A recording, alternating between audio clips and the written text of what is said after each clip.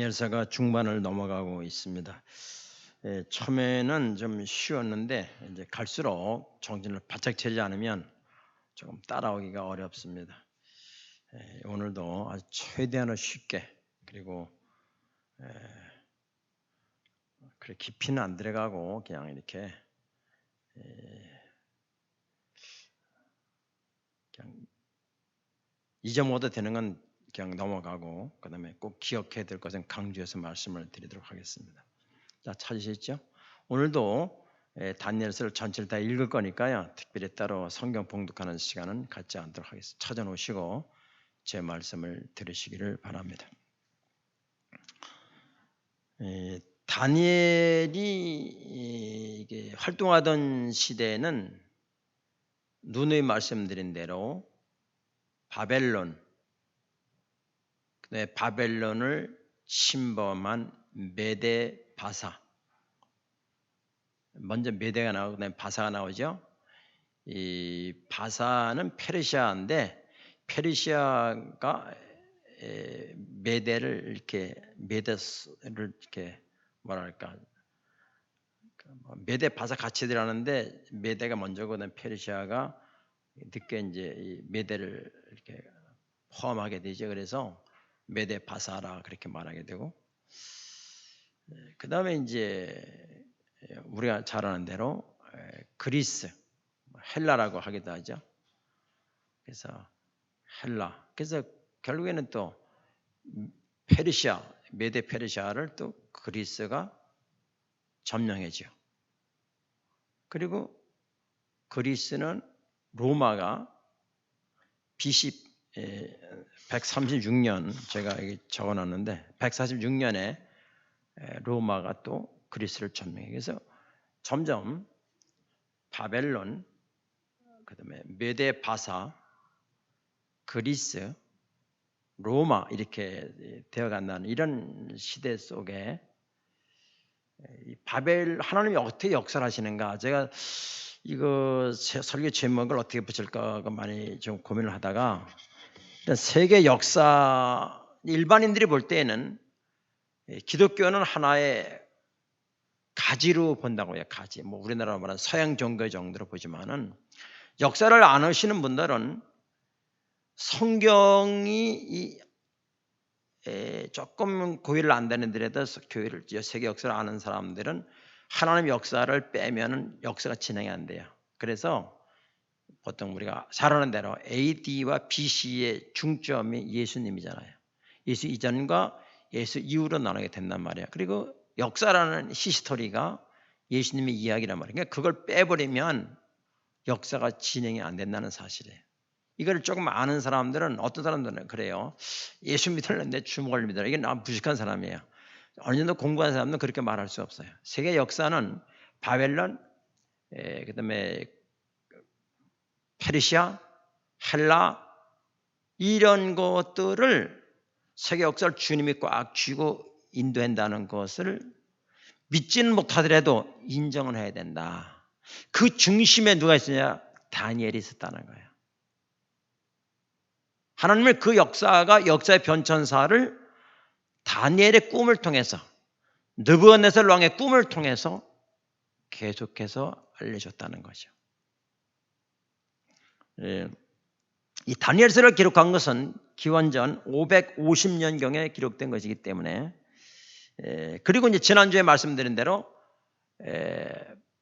금, 은, 동, 철, 금, 은, 동, 철 이렇게 이제 4개 나라에 대해 얘기했고, 그 다음에 적그리스도라는 거 하나 하고, 그 다음에 하나님 나라에 대해서, 왕국에 대해서 6개 나라에 대해서 간단하게 지난번 소개를 했어요. 오늘은 8장에서는 페르시아, 이 메데 페르시아와 그리스에 관한 얘기가 오늘 집중적으로 8장에 나오게 됩니다. 1절 보겠습니다. 나 다니엘에게 처음 나타난 환상이 뭐죠? 7장에 나와 있는 네 짐승에 대한 환상이에요. 그게 다니엘이 먼저 처음에 본 거고, 여기에 나와 있는 거는 두 번째 보는 것인데 먼저는 벨사살 왕 원년에 나왔고 이거는 3년에 이게 2년 후에 나온 거죠. 요 이제 환상은 2년 후에 있다 또 하나님 보여준 거라 그 말이에요. 지난번에 기억하시죠? 지난번에 사자, 곰, 표범, 네 번째는 무서운 짐승 이렇게 하면 됐죠. 그걸 이제 제가 또 뭐 같은 의미지만 꿈의 모양은 다르지만은 세상의 변천사에 대해서 말씀을 했다, 알려줬다는 얘기를 지난번에 말씀을 드렸습니다. 2절에 보니까 여기 벨사살 후 왕 제3년에 다시 한 환상이 났다. 그러니까 여기 벨사살 왕 때에 다니엘이 뭐 했죠? 최고의 위치에 있었잖아요. 최고의 위치에 있으면서 이 환상을 본 거예요. 그걸 기록을 여기다 해놓은 거라 그 말이에요. 자, 2절 내가 환상을 보았는데 내가 그것을 볼 때에 내 몸은 엘람 지방 수산성에 있었고 내가 환상을 보기에는 올레 강변에 있었더라. 자, 다니엘이 자기가 이제 환상을 자기가 서 있는 환상을 보는 거죠. 어디 있다고요? 엘람 지방 수산성. 이 수산성이라는 게 이제 그 에스더서에 나오죠. 수산성이라는 게. 근데 이제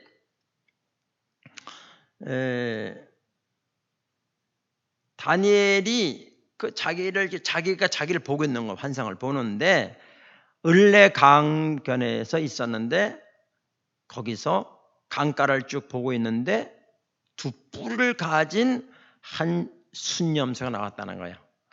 자, 눈을 들어 보니까 강가에 두 뿔을 가진 순양이 섰는데 그 두 뿔이 길었다. 이렇게 1m인지 2m인지 모르지만 하여튼 길은 것 같아요. 길었는데 그 중 한 뿔은 다른 뿔보다 길었다. 짝짝이에요. 짝짝이 이게. 길었는데 그 긴 것은 나중에 난 것이야. 늦게 난 뿔이 더 길어졌다. 이런 얘기예요. 요것을 어떻게 이제 이 꿈을 쭉 이제 환상을 본 다음에 이게 뭐지 하고 다니엘이 굉장히 고민을 해요. 죽느냐 사느냐 이러한 정도의 깊이로 고민을 한단 말이에요. 근데 천사가 나타나서 해석을 해줘요. 그럼 먼저 해석을 좀 보고 가겠어요. 요 3절에 있는 두 뿔을 가진 순양이 뭐냐 이걸 천사가 해석을 해줬는데 20절을 보겠어요. 그 한 잔 넘기 그 다음에 보면 20절. 내가 본 바 두 뿔 가진 순양은 뭐라고 그랬죠? 곧 메대와 바사 왕들이요 그랬죠. 설명했죠. 두 뿔은 뭐라고요? 메대와 바사. 바사는 페르시아라고 그랬어요. 페르시아. 자, 그러면 조금 설명을 하고 지나갈게요. 메대가 먼저 나오고 그다음에 바사가 늦게 나왔어요. 자, 그러면 다니엘서 5장에서 벨사살 왕이 1000명의 귀족을 데리고 잔치를 했지요. 그렇죠? 그때 글씨가 나왔잖아요. 썼잖아요. 메네 대결 우바르신 썼잖아요. 그런데 그날 밤 죽었어요. 그다음 누가 쳐들어왔어요? 메대 사람 다리오가 62세 된 다리오가 쳐들어왔다 그랬죠. 기억나시죠? 근데 다리오는 왕이 아니라 그랬어요. 그때 왕은 페르시아 왕인데 다리오는 하나의 총사령관쯤 되겠죠. 그거 얘기하는 거예요 지금. 그래서 여기 보니까 메대와 바사 왕들이요. 바사 왕들이요. 페르시아는 고레스라는 사람이 나오게 되는데 여러분 고레스는 성경에 많이 나와요. 고레스에 대해서 고레스가 아직 이 땅에 나오지 않았어요. 그런데 하나님은 이사야서를 통해서 고레스에 대한 예언을 하셔요. 그걸 좀 보고 지나가겠어요. 이사야 44장 28절을 띄워주세요. 자, 고레스가 아직 타나지 않을 때 얘기해주면 얘기가 자 고레스에 대하여는 이르기를 내 목자라. 하나님의 목자라는 거예요. 고레스가. 그가 나의 모든 기쁨을 성취하리라. 고레스가 하며 예루살렘에 대하여는 이르기를 중건되리라. 중건되리라. 성전에 대하여는 내 기초가 놓여지리라 하는지라. 45장 1절. 여호와께서 그의 기름 부음을 받은 고레스에게 이같이 말씀하시되 내가 그의 손을 붙들고 누가 붙든다는 거야? 고레스 손을. 하나님이 붙든다는 거예요. 그 앞에 열국을 항복하게 한다는 거야. 자기가 힘이 있어서 항복하는 게 아니고 하나님이 열국들을 고레스 앞에 항복을 시킨다는 거예요. 착각한 자유예요. 여러분, 우리가 한 국가나 개인이나 망하려면은 내 마음에서 믿음이 떠나고 하나님을 두려워하는 마음이 없어지는 거예요. 그게 먼저 순서예요. 그렇기 때문에 내게서 건강이 떠나갈 수 있고 재정이 떠나갈 수 있어요.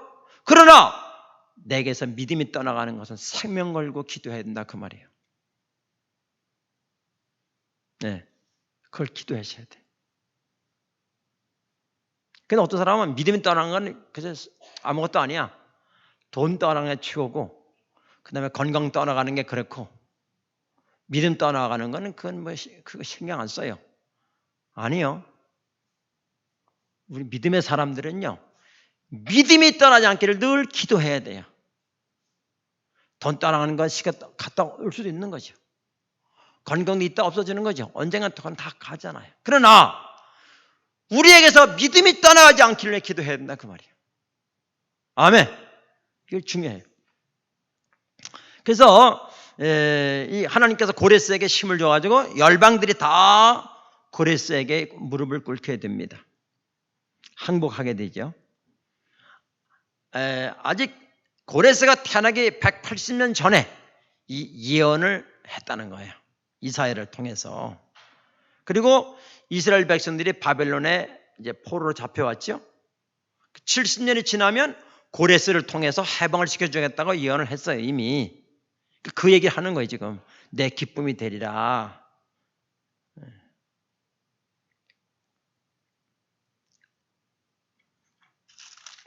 다시 이제 넘어와서 8장에 3절을 보겠습니다. 8장 3절. 내가 눈을 들어 본즉 강가에 두 뿔을 가진 순양이, 순염소가 아니에요, 순양이 섰는데 그 두 뿔이 다 길었는데 그중 한 뿔은 다른 뿔보다 길었고, 그 긴 것은 이게 뭐냐면은 두 뿔은 뭐예요? 설명했죠? 다 이제 가브리엘이 해석해 줬잖아요. 메대와 바사다. 근데 바사가 더 길다는 거예요. 예. 근데 보세요.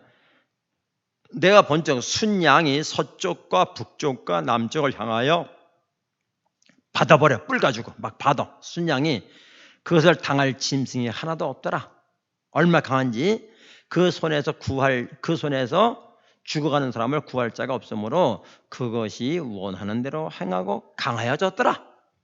그래서 고레스는 뭐 얼마나 강한지 다른 사람이 어떻게 할 수가 없어요. 누가 한 거죠? 하나님이 하신 거예요. 근데 2막. 자, 5절부터는 2막이 진행, 그거 한 카트 지나갔어요. 근데 염소가 나와, 염소. 자, 5절. 내가 생각할 때에 다니엘이 그 순양에 대해 생각을 하고 있는데 또 한 염소가 나타났어요. 한 염소가 서쪽에서부터 왔어요. 온 지면에 두루다니며 땅에 닿지 않더라.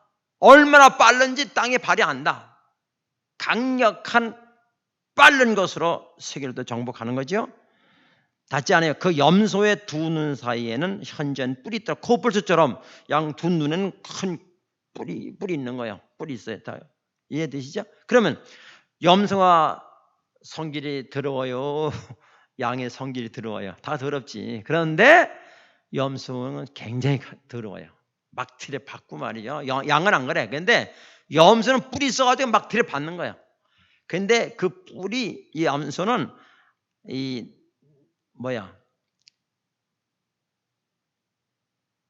두 눈 사이에 코뿔소처럼 큰 뿔이 있어. 현저한 뿔이라는 것은 굉장히 큰 뿔이라 그 말이야. 그 뿔을 막 들여받는데, 자 6절.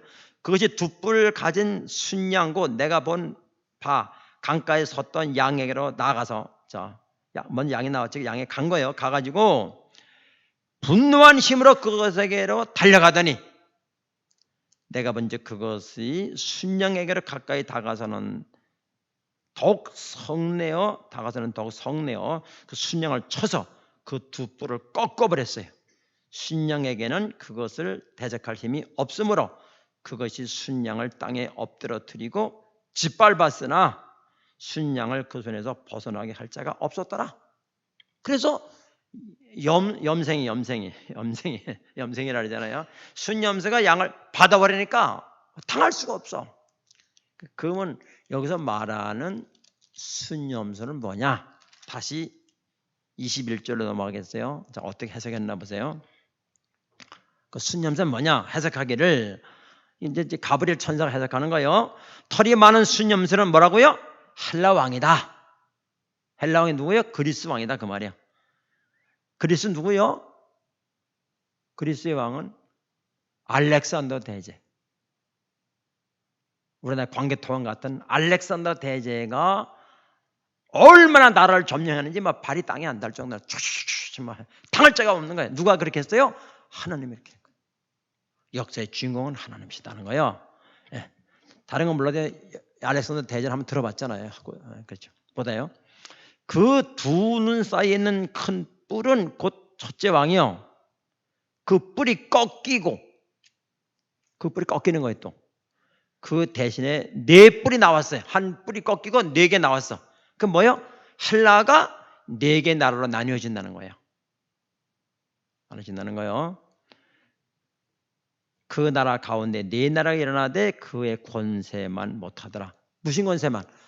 코뿔소 같이 하나 있던 알렉산더 대제만큼의 권세는 없었더라. 그 말이에요. 다시 넘어와요. 자.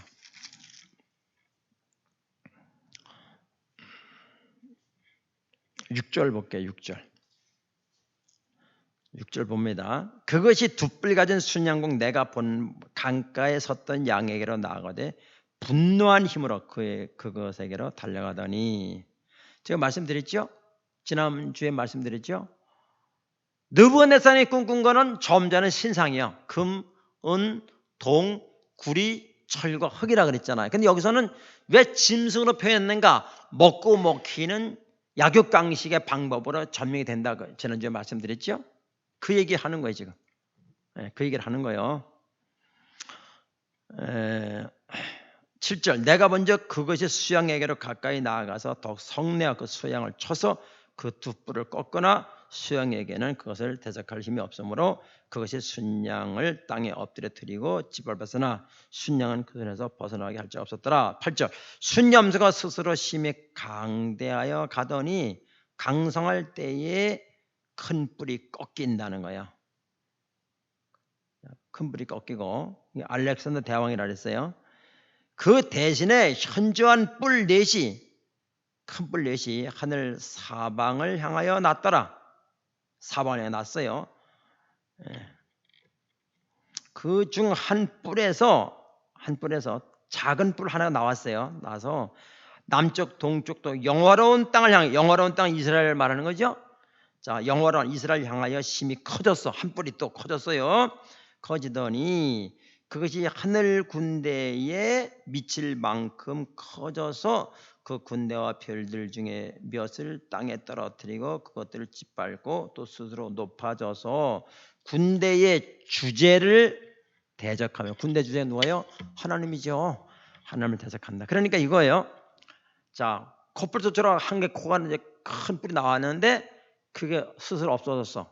그리고 네 개가 나왔죠. 그 중에 또 작은 뿔이 하나 나왔어요. 그게 이스라엘을 향한단 말이야. 그 중에 하나가 또 그래서 뭐라 그랬어요? 어떻게 해요? 그에게 매일 드리는 제사를 없애버렸어. 이스라엘 성전에서 매일 드리는 제사를 없애버렸어요. 그리고 그의 성소를 헐어버렸어요.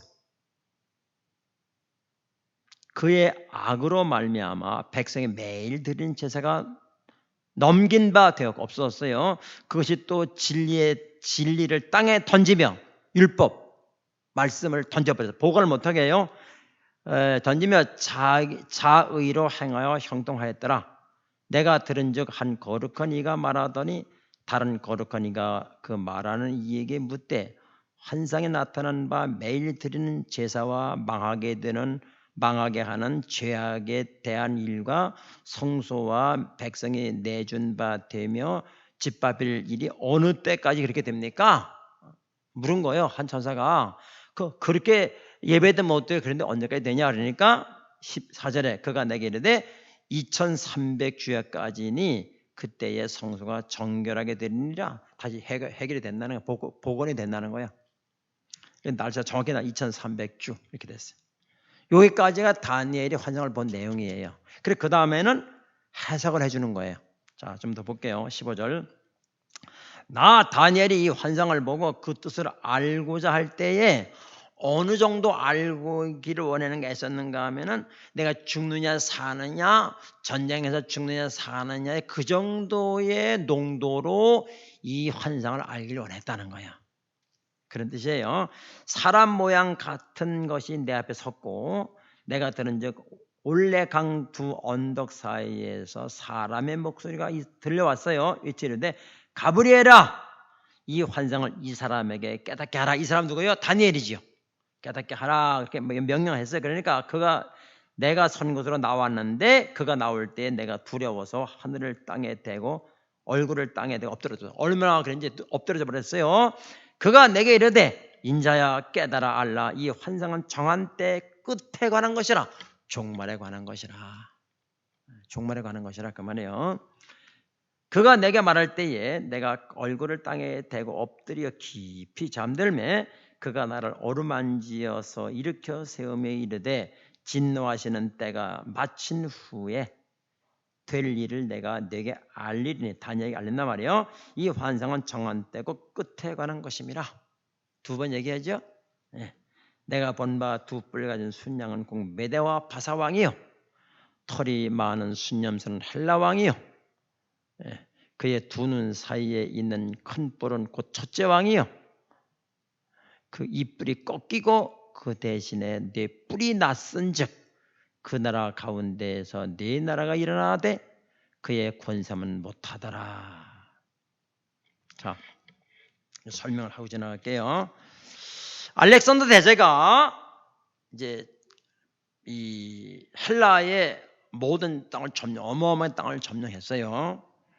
근데 나중에 네 쪽으로 나눠졌네. 이 알렉산더 대제가 갑자기 죽어요. 갑자기. 근데 이제 열병으로 죽었는지 말라리아에 죽었는지 독사를 했는지 독사를 아닌 것 같고 사람이 죽이지 않았다 했으니까 어떤 자연재해로 급사를 맞은 것 같아요. 뭐 하나님의 역사겠죠. 그래 강력하던 알렉산더 대제가 오래 못 살고 죽게 됩니다. 그러면서 그때 당시에 역사에 의하면 7명의 장군이 있었는데 서로 이제 치고받고 싸우겠죠. 자기가 왕이 되려고. 근데 결국에 최종적으로 4명의 왕으로 바뀌어요.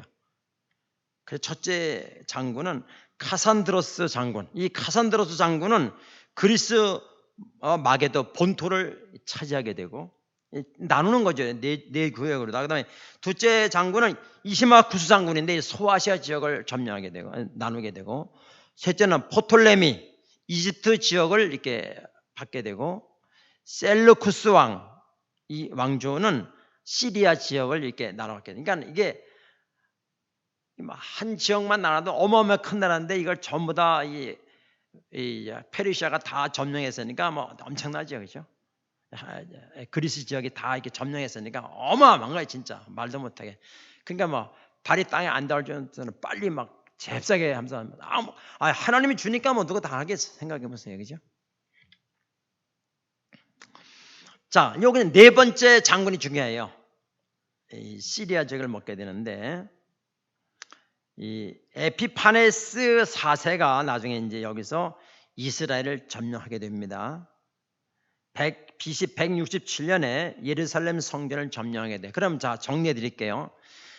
그 다니엘이 바벨론 포로로 잡혀간 게 몇 년인가 하면은 BC 606년이에요. 1차 다니엘은 이제 귀족이니까 1차에 포로로 잡혀간 사람이 BC 606년에 잡혀가가지고 70년 만에 돌아오잖아요. 고레스에 의해서 귀환되잖아요, 그렇죠? 그러면 그게 536년에 귀환이 되는 거예요. 그러면 와서 이제 자기 고국으로 돌아가서 성전을 재건했을 거 아니에요. 그거를 다시 이 에피파네스 4세가 점령하는 얘기를 하는 거예요. 그러면 언제 점령하느냐? BC 167년에 좀 시간이 흘렀겠죠? 167년에 예루살렘 성전을 점령. 그 얘기 여기서 하고 있는 거예요. 한 뿔이 네 중에서 한 뿔이 이스라엘 향했다. 그 얘기 하는 거예요. 그리고 예루살렘 성전에다 제우스 신상을 이렇게 만들어 놔요. 그 유대인이 제일 싫어하는 돼지고기, 돼지를 제우스 신에게 바쳐요.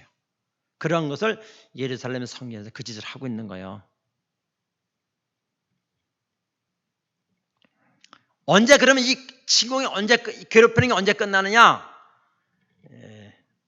자, 그 전에 여러분 혹시 들어보셨나요? 이제 그 에피파네스 4세가 침공에 오니까 거기에 대항을 한 사람이 있을 거 아니에요. 마카비 가문이라고 들어보셨을 거예요. 마카비. 공부 조금 한 사람들은 들어보셨을 거예요. 마카비 가문이 대항을 하는 거예요. 근데 이제 그러다가 이 에피파네스 4세가 갑자기 죽어요. 이 마카비 가문이 잘해서 이긴 게 아니라 그 쳐들어온 장군이 죽으니까 당연히 이기게 되겠죠. 제가 예루살렘에 갔을 때에 이스라엘 갔을 때 그게 있더라고요. 아직 그 사람들이 모여가지고 끝까지 반항하던 데가 있어요. 지금도 그 이스라엘 육군사관학교는 거기를 방문을 해요. 우리 조상들이 이 성전을 지키기 위해서 목숨을 했던 거다. 근데 거기다 보니까 이제 성을 쌓아놨는데 거기에 뭐 물이 없잖아요. 그래서 거기에 뭐 다 포위하니까 그 도원에는 주잖아요. 그랬는데 어떻게 살았는지 그 얘기를 쭉 가이드가 설명을 하더라고요. 그래서 이스라엘 그 사관 생도들은요, 그 조상들 그걸 기억하기 위해서 그걸 해요. 그런데 이것을 예수님은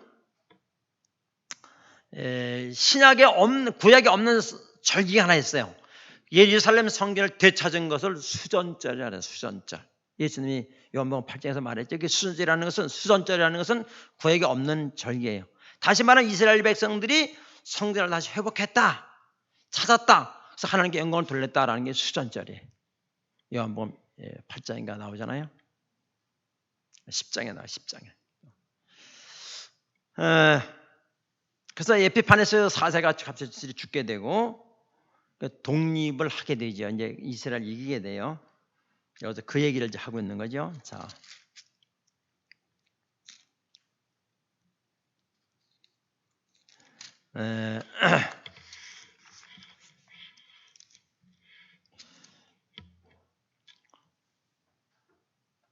좀 더 볼게요.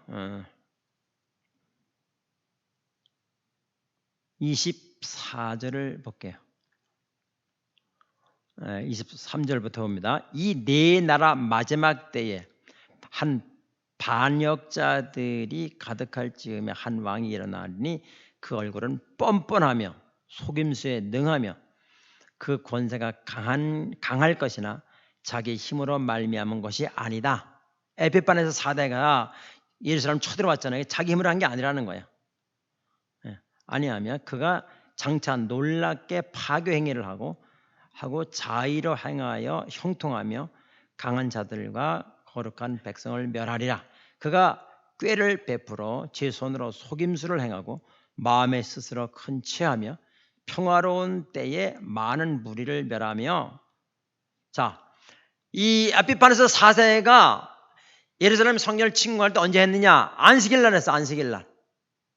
이스라엘 사람들 안식일날 아무것도 안 하잖아요. 그 날을 틈타가지고 쳐들어가지고 뭐 지는 거지, 이기는 거지. 점령을 했단 말이에요. 이렇게. 이것은 에피파네스 4세는 결국 적그리스도의 모형이라는 거죠. 나중에 적그리스도가 예배 못 드리게 하고 기독교를 핍박하잖아요. 그거의 모형이라는. 봅시다. 자, 5절, 25절 중간. 스스로 서서 만왕의 왕을 대적할 것이나 그가 사람의 손으로 말미암지 아니하고 깨지리라. 사람의 손으로 죽은 게 아니라 이 말이에요. 어떤 거에 그냥 죽었어. 아직도 역사가들은 왜 죽었는지 모른다는 거예요. 의문사. 사람이 죽은 게 아니라는 거죠. 이미 말한 바 주야에 대한 환상은 확실하니 너는 그 환상을 간직하라. 이는 여러 날 후의 일임이라 하더라. 이에 나 다니엘이 지쳐서 여러 날 알타가 일어나서 왕의 일을 보았느니라. 아직 이 벨사살 왕의 3년에 본 환상이잖아요. 그러니까 여러 날 동안 이제 그것 때문에 지쳐 있다가 다시 왕의 일을 다시 정상 공직으로 돌아온 거라 그 말이에요. 봤는데 내가 그 환상으로 말미암아 놀랐고 그 뜻을 깨닫는 사람도 없었느니라. 환상으로 말면 놀랐단 말은 자기 인생에 한 획이 그어졌다. 그 환상을 보면서도 자기 인생 한 획이 그어졌다. 그 말. 얼마나 놀랐는지. 한 가지 더 설명할 것은 뭐냐면 아까 이제 말한 그 혼란이 언제까지일 것이냐? 2300주야까지 된다. 이걸 설명할게요. 14절에 있는 거 설명하는 겁니다. 두 가지 해석이에요. 하나는 날짜 그대로 2300일 동안 된다. 또 하나는 또 다른 하나 해석은 유대인들은 저녁에 제사를 드리고 아침에 제사를 드리죠. 그죠? 저녁이 되면 아침이 이렇게 나오잖아요. 그래서 이스라엘 사람들은 저녁이 시작되는 거예요. 우리는 아침이 시작되는데 그래서 저녁 때 한번 제사를 드리고 아침에 한번 제사를 드리는데 이거를 2300번 했다는 거예요. 근데 그걸 다 하루 제사 한 번을 하루로 치니까 이 사람들은 2300일인데 그러나 실제로 날짜는 2300일이 아니야. 하루에 두 번 드리는데 2300일을 친 거잖아 하루에. 그러니까 나누기 2를 하면 얼마가 되냐면 1150일이 돼. 1150일. 1150일을 3년 연수로 계산하면 3년이 된다. 3년은 50일쯤 된다. 그래서 결국에는 나중에 이제 그 적그리 시도가 역사할 기간을 말하기도 하고 이렇게 말하기도 한다. 그건 또 다음에 이제 또 말씀드리기로 하고요. 이제 오늘 이 말씀을 보면서 우리가 꼭 정리할 문제가 있는데 하나는 개인이나 국가나 하나님을 대적하는 사람은 박살나게 망하게 돼 있어요. 우리가 전도하다 보면은 하나님을 믿을래 주먹을 믿으라 그렇게 하죠. 그런 말을 하면 안 돼요. 진짜 무식한 사람이 하는 얘기요. 글쎄 나도 그런 거 같긴 나도 그렇지만 날 모르지만은 내가 잘 모르긴 하지만은 믿어보도록 하겠습니다. 이렇게 하는 건 좋지요. 그러나 뭐 자기가 얼마나 교만한지 하나님을 믿을래 주먹을 믿으라 이렇게 말하는 건 절대로 하면 안 된다 이 말이에요. 한 개인의 국가나 하나님을 대적하면 망하게 돼 있어요. 망하게 돼 있어요. 역사에 그래서 제가 설교 제목을 하나님의 손 안에 있는 세계 역사 이렇게 제목을 정한 거예요. 두 번째로 생각할 것은 하나님의 약속은 반드시 이루어진다. 반드시 이루어진다. 반드시 이루어진다. 여호수아가 모세가 죽고 난 다음에 여호수아가 이제 바톤을 이어받잖아요. 그리고 가나안 땅을 점령해 들어가지요. 그때에 여호수아 이런 말 하나님 이런 말해요. 여호수아야, 내가 밟는 땅을 내가 너에게 줄 것이다가 아니고 주었다 이렇게 말을 해요. 아직 가나안 땅 안 들어갔잖아요. 미래잖아. 미래 완료형이다. 미래 완료형이. 그래서 내가 밟는 땅을 다 너에게 이미 주었다. 그렇게 말한 것처럼 우리는 아무리 시대가 어려워도 꼭 붙들어야 될 말씀이 있어요. 하나님의 약속을 붙잡아야 돼. 이걸 붙잡아야 돼. 내가 몸이 아파도 약속을 붙잡아야 돼. 물질이 다 떠나가도 약속을 붙잡아야 돼. 그 약속 안에 치료가 있고 부유가 있고 치료가 있고 다 있어요. 그러므로 우리는 하나님의 약속은 반드시 이루어진다. 우리 성실함을 표현할 때 아침에 뜨는 해와 저녁 때 지는 노을을 성실함의 기준으로 놓는 것입니다. 역사가 어떻느냐? 아침에 뜨는 태양은 뜰 것이고 또 그 태양은 질 것입니다. 성실한 거지요. 하나님은 이와 같이 말씀을 통해서 우리를 이루어 가시는데 우리가 말씀을 붙잡고 있으면 그 말씀이 나를 끌고 갈 것이다. 이것이 우리의 삶의 원리다는 거예요. 절대 하나님 말씀을 무시하면 안 됩니다. 내가 아무리 건강하고 돈이 많고 머리가 좋아도 지위가 있어도 하나님 훅 불어버리면 끝나는 거예요. 그러므로 우리는 하나님 앞에 겸손해야 된다. 겸손해야 된다. 아무리 힘들어도 언약의 말씀을 붙들고 살아야 된다. 그러면 그 말씀이 나를 붙들어 줄 것이다.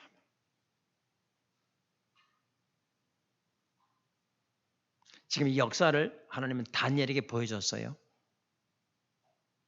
하나님은 다니엘을 통해서 역사를 이렇게 이어나가는 것을 볼 수가 있습니다.